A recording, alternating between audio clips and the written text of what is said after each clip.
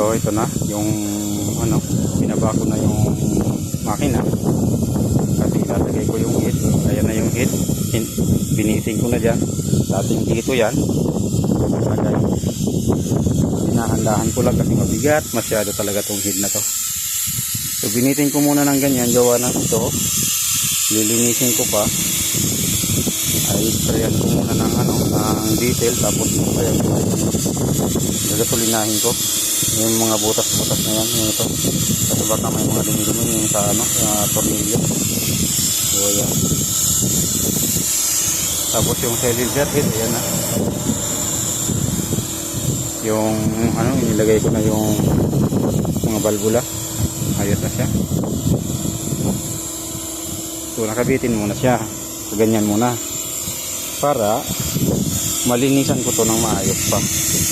Malinis na yan pero dudublihin ko kasi siyempre maglalagay na, ipipix ko na, eh kailangan malinis na malinis.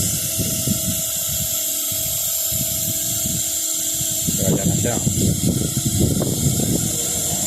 tsaga-tsaga lang, diskarte lang kahit mag-isang nagtatrabaho para maano yung ginagawa.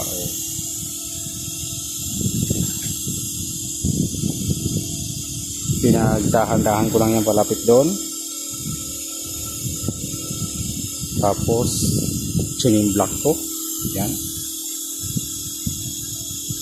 So diba, diskarte lang kahit mag-isa kapag ka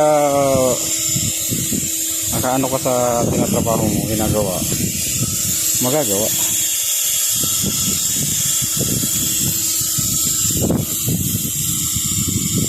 Ito nga, hindi man ako nahirapan ano nito, magbaba. Tinanggal ko yung mga hollow blocks na nakakalso dito sa makina, tapos ayan, nakahangin na yung ano, nalinis ko na rin ito lahat. Pero i-spray ko yan ng gasolina pa para dry siya, kasi ito in-spray ko dito diesel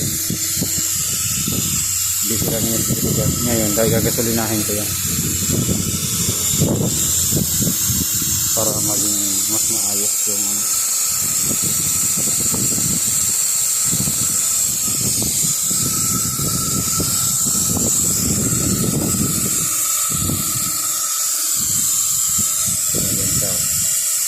Yung mga pataka, body spray, nakunik na lahat. So ito,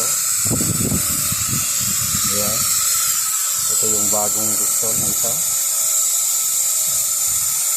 na pinalitan ko, number 4. Tapos yung number 4 din, ang mga bago lahat ng valvula.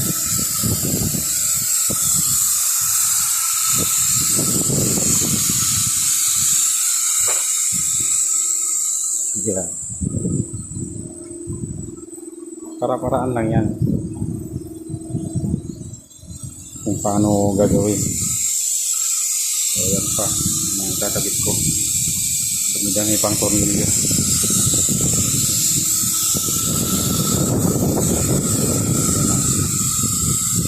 Sige po mga lods, salamat sa panonood. Paki-like naman po, paki-share. Ingat kayo lagi, God bless.